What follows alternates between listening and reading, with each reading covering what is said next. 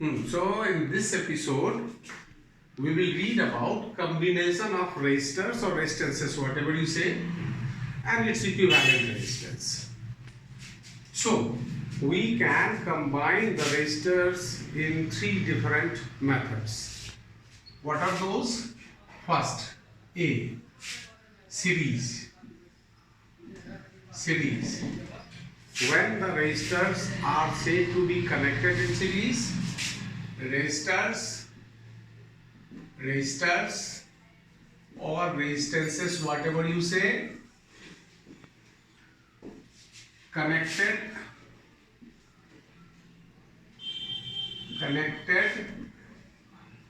end to end, means head of the resistor A, tail of the resistor A connected to head of resistor B, tail of resistor B connected to head of resistor C, like this. This is the diagram for connecting resistors in series. Or we can define it in another way that will tell a great deal of characteristics about the resistors connected in series. That is, when resistors are connected purely in series.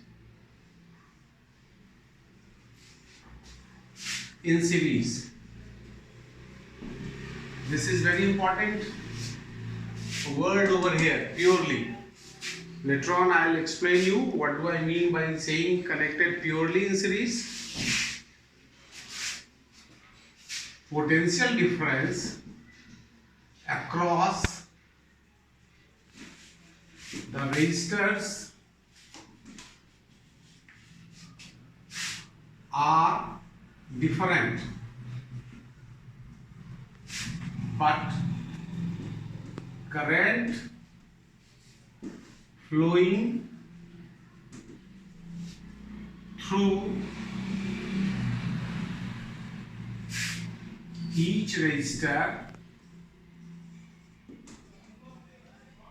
is same, and that is equal to current flowing through the circuit. I'll explain you what do I mean by saying this later on, but for time being you should write this, memorize this, because this is the core theory behind solving the numericals based on combination of resistances. So when the resistors are connected end to end, the resistors are said to be connected in series, and when they are connected end to end, when they are connected in series, the potential difference across each of the resistor will be different, but the current flowing through each of the resistor will be same, and that will also be equal to the current flowing through the whole circuit.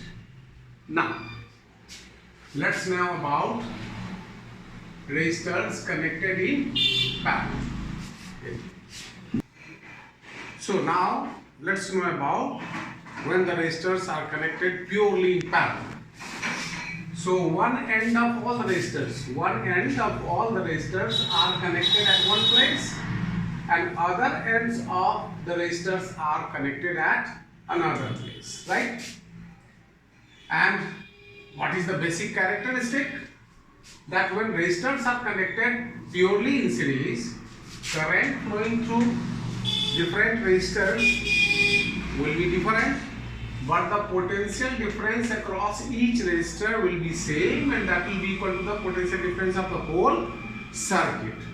Now let us know about the third method of combining resistors, and that is, it is the combo of parallel and series. Let me give you one of the example. C is combo of series and parallel.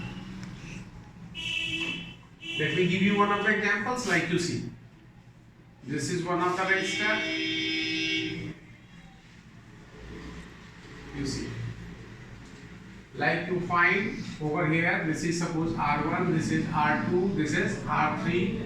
R2 and R3 are connected in series, and this is connected with, sorry, R2 and R3 are connected in parallel, and this set of R2 and R3 is connected with R1 in series. So this is called combo of parallel and series.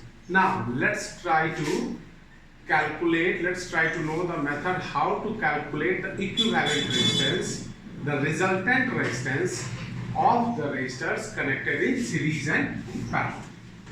So let's know about equivalent resistance. Equivalent resistance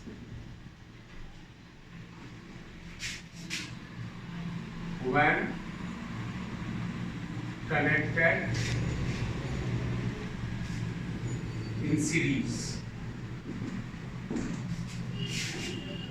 Let us think of three resistors, R1, R2 and R3 connected in series. Then the equivalent resistance R will be equal to, R equivalent will be equal to R1 plus R2 plus R3. How? Right? You may be asked in your board examination to derive. So as we have already read that when the resistors are connected in series, the current flowing through each of the resistor is same, and that is equal to current flowing through the whole circuit, right? So you know that, you have already read that V is equal to IR, and the potential difference is different, V1, V2 and V3. But the potential difference across the whole circuit is V. So the sum of the potential differences across these resistors will be equal to the total potential difference across the whole circuit. So V is equal to V1 plus V2 plus V3, right? And V is equal to IR. So I, the total current flowing through the circuit, and the total resistance of the circuit is total current flowing through the circuit into total resistance of the circuit is equal to total potential difference across the circuit, and V1 is equal to I into R1 plus I into R2 and plus I into R3, right? So IR is equal to I R1 plus R2 plus R3. I will be cancelled because both are same. So R is equal to R1 plus R2 plus R3, right? So in three resistors, 2 ohm, 3 ohm and 4 ohm are connected in series, then the resultant resistance will be 2 plus 3 plus 4 is equal to 9 ohm, right? Now let's know when they are connected in parallel. So equivalent resistance when connected in parallel.